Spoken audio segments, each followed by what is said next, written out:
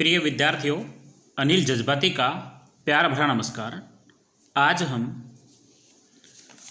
अध्याय 9 मेरा नया बचपन कविता की सप्रसंग व्याख्या करेंगे और सुभद्रा कुमारी चौहान कवियत्री का जीवन परिचय के बारे में भी जानेंगे। देखिएगा, सुभद्रा कुमारी चौहान के बारे में जानेंगे। सुभद्रा कुमारी चौहान का जन्म सन 1904 में हुआ। फिर से देखिएगा, सुभद्रा कुमारी चौहान का जन्म 16 अगस्त सन 1904 को इलाहाबाद के निहालपुर गांव में हुआ था। कहाँ हुआ था?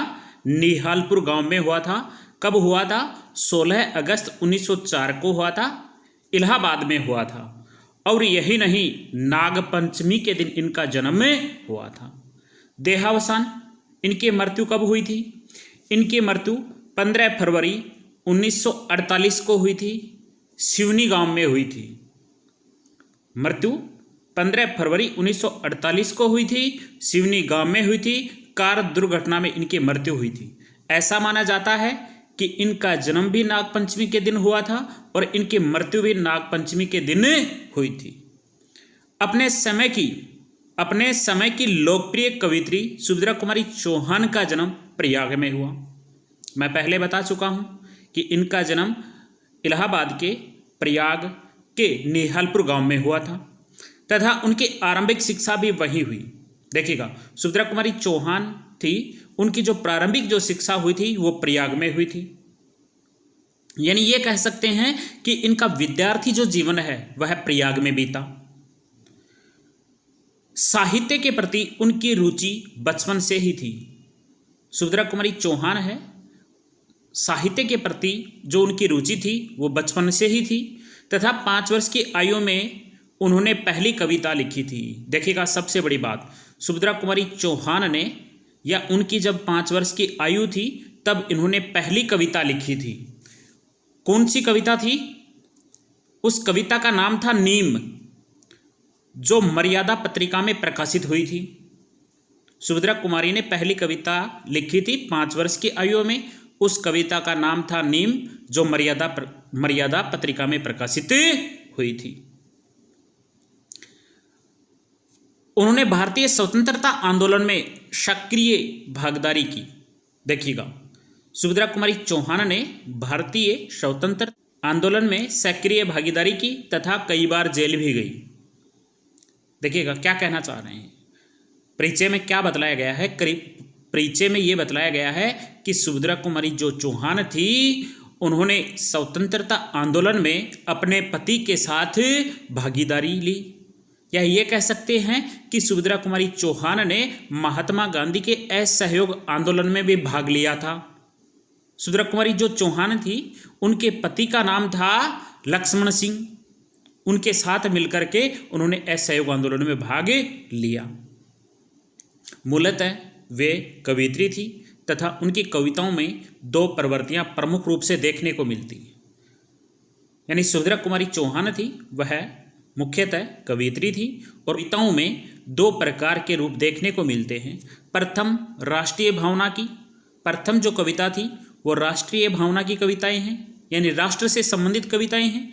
तो द्वितीय, घरेलू जीवन से। दूसरी जो कविताएं हैं वो घरेलू जीवन से संबंधित हैं।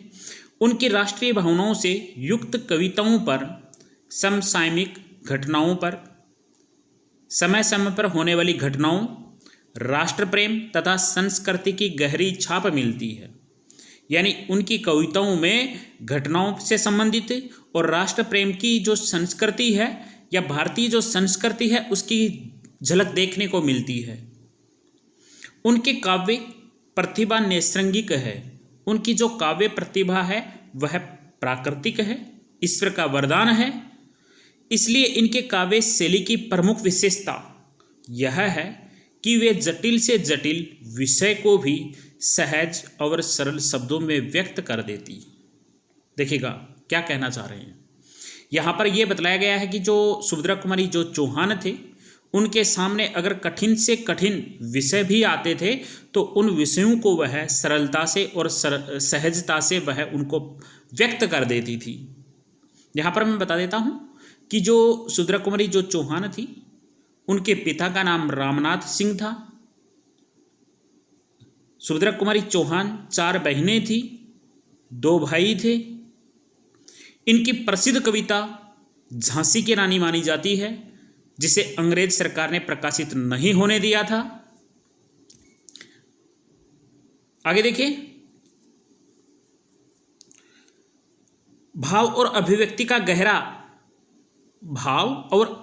का इतना गहरा तादाद में बहुत कम रचनाकारों में मिलता है।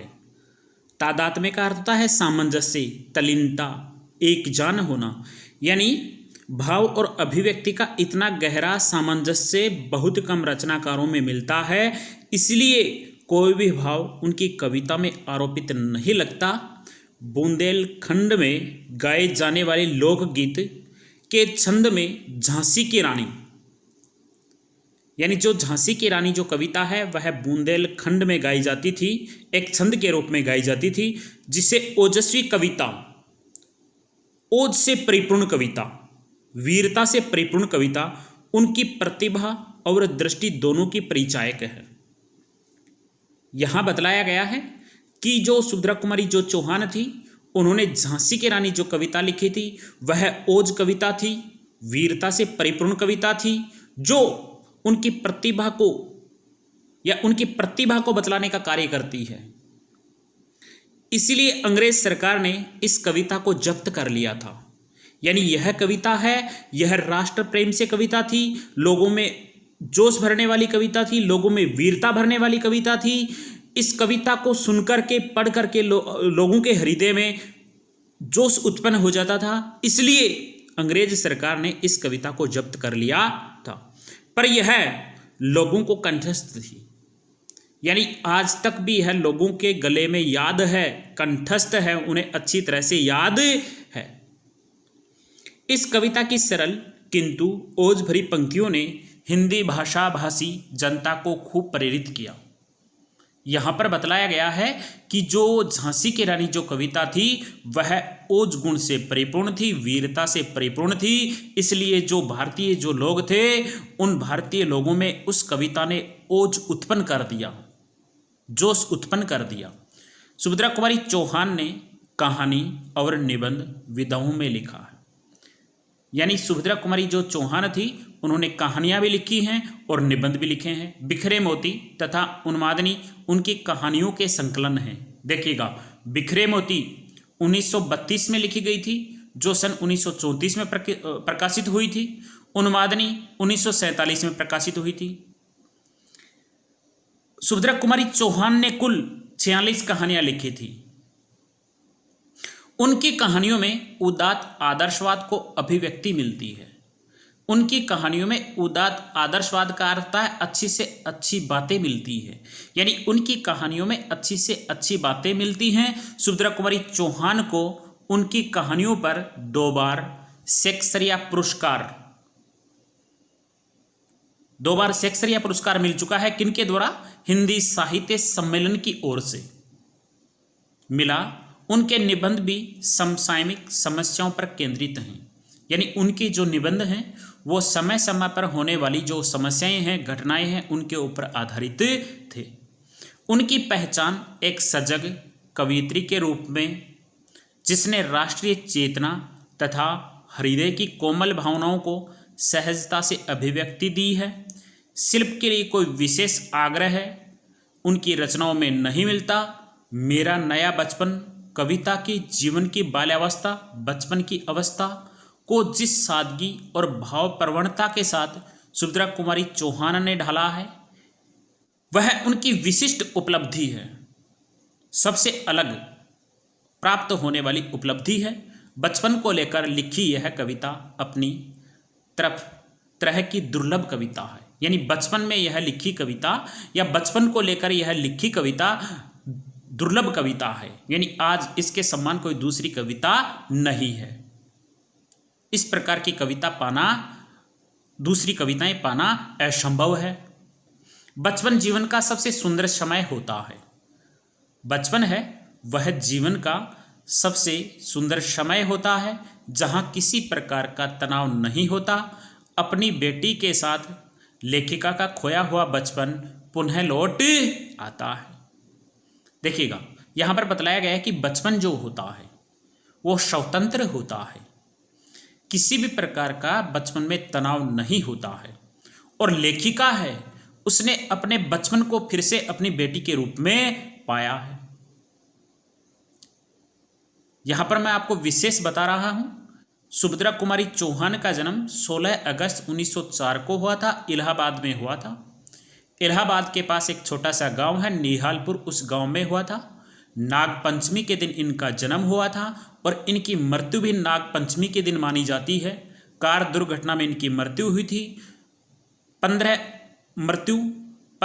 फरवरी 1948 को हुई थी, सिवनी में हुई थी।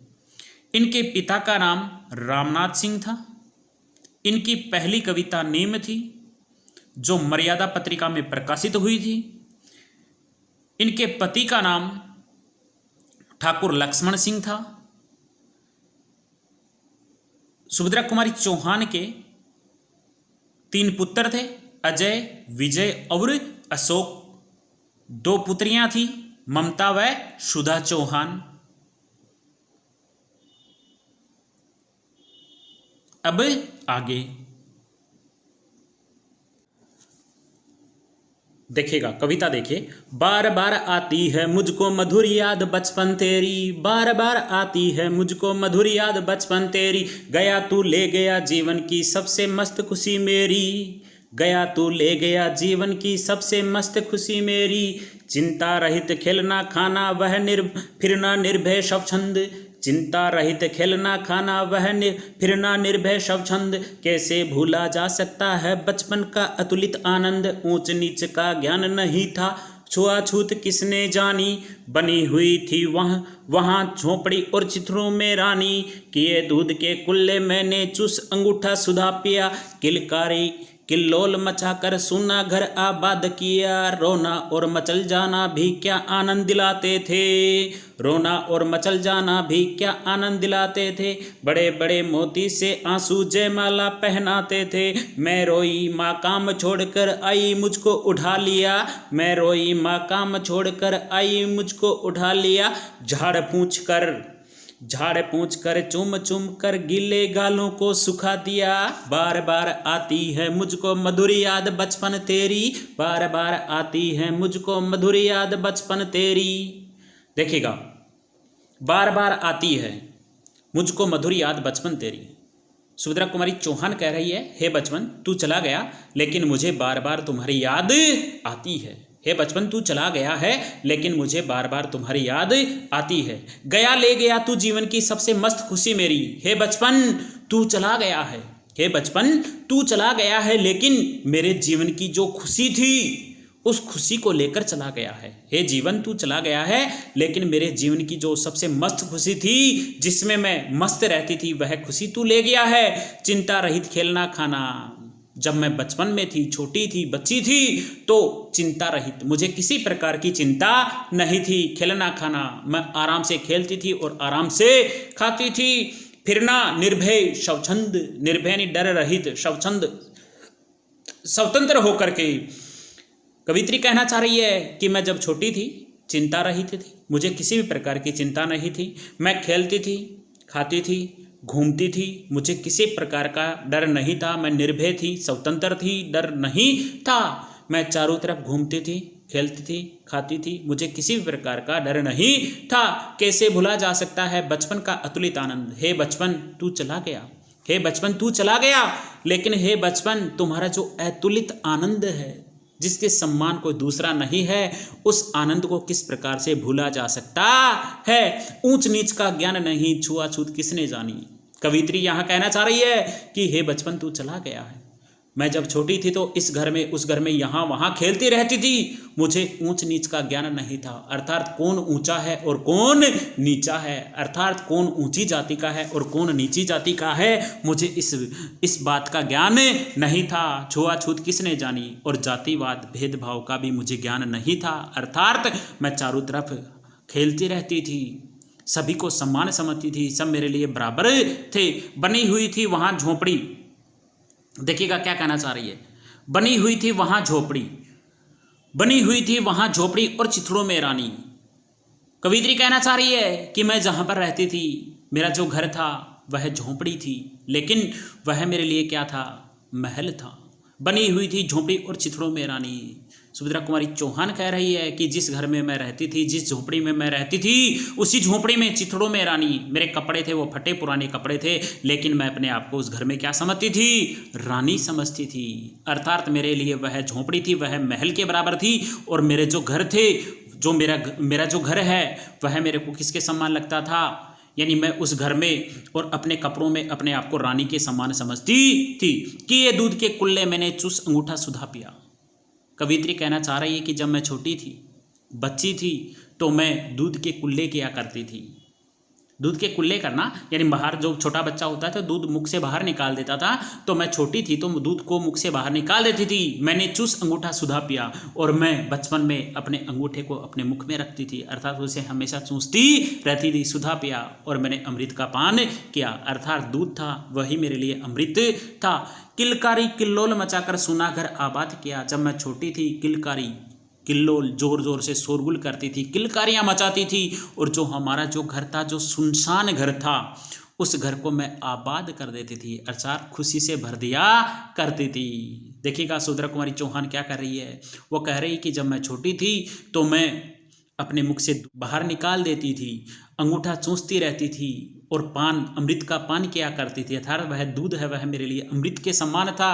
और मेरा घर था, वो घर था वो सूना था, लेकिन उस घर को मैं जोर जोर से आवाज़ करके, किल्लारी किल्लोल कर करके, जोर जोर से शोरगुल कर करके उस घर को भी क्या कर देती थी? आबाद कर देती थी, आवाज़ से भर दिया करती थी। रोना और मचल जाना भी क्या आनंद लाते थे। मैं रोने लग जाती थी। वो कह रही थी कि मैं जब छोटी थी तो मैं जोर जोर से रोने लग जाती थी, मचल जाती थी, किसी चीज़ को प्राप्त करने के लिए मचल जाती थी। क्या आनंद दिलाते थे वो बचपन के दिन भी, मुझे क्या आनंद देते थे। बड़े बड़े मोती से आंसू जयमाला पहनाते थे। कवियत्री कहना चाह रही है कि कोई वस्तु मुझे नहीं मिलती थी तो मैं जोर जोर से रोने लग जाती थी, और मेरी आंखों में जो आंसू गिरते थे, आंसू यानी मेरी आंखों से जो आंसू गिरते थे वह जयमाला के समान लगते थे, यानी माला के समान वह आंसू लगने लग जाते थे। मैं रोई, माँ काम छोड़कर आई, मुझको उठा लिया। सुभद्रा कुमारी चौहान कह रही है कि जब मैं जोर जोर से रोने लग जाती थी तो मेरी माता काम छोड़कर आती थी और मुझे अपनी गोद में उठा लेती थी। और यही नहीं, झाड़ पूंछ कर चूम चूम करके गीले गालों को सुखा दिया। सुभद्रा कुमारी चौहान कह रही है कि मेरी माता आती थी, मुझे गोद में उठा लेती थी, और मेरे जो चेहरा है उस चेहरे के ऊपर जो आंसू आ रहे थे, आंखों से जो आंसू निकल रहे थे, उन आंसुओं को चूस चूस कर, या मेरे गालों को चूस चूस करके उन जो आंसू है उन आंसू को सुखा दिया करती थी। यहाँ पर कवियत्री ने बचपन की यादों के बारे में बताया है, बचपन के समय का वर्णन किया है। देखिएगा यहाँ पर देखें तो भाषा देखें तो खड़ी बोली का प्रयोग किया गया है, गुण देखें तो माधुर्य गुण व प्रसाद गुण का प्रयोग किया गया है, रीति देखें पांचाली व वैदर्भी रीति का प्रयोग किया गया है, रस देखें तो शांत रस, करुण रस व वात्सल्य रस का प्रयोग किया गया है, शैली देखें भावात्मक शैली व गेय शैली का प्रयोग किया गया है, शब्द शक्ति देखें तो लक्षणा शब्द शक्ति का यहाँ प्रयोग किया गया है। अलंकार देखें, या देखो यहाँ पर इससे पहले और भी चीज देख लेते हैं, जैसे झोपड़ी व चिथड़ों में रानी। झोपड़ी व चिथड़ों में रानी जो बतलाया गया है वो बाल मनोविज्ञान का सुंदर चित्रण किया गया है। उसके बाद में बनी हुई थी चिथड़ों में मैं रानी, लोकोक्ति का प्रयोग किया गया है, यानी मेरे कपड़े थे वो फटे पुराने कपड़े थे, लेकिन उन फटे पुराने कपड़ों में मैं अपने आप को क्या समझती थी? कोई रानी समझती थी। उसके बाद में बार बार अनुप्रास अलंकार का प्रयोग, यानी पुनरुक्ति प्रकाश अलंकार का प्रयोग यहाँ किया गया है। बड़े बड़े पुनरुक्ति प्रकाश अलंकार, बड़े बड़े पहनाते थे उपमा अलंकार का प्रयोग किया गया है। किलकारी किल्लोल अनुप्रास अलंकार का प्रयोग किया गया है। गीले गालों में अनुप्रास अलंकार का प्रयोग किया गया है। चूम चूम में पुनरुक्ति प्रकाश अलंकार का प्रयोग किया गया है।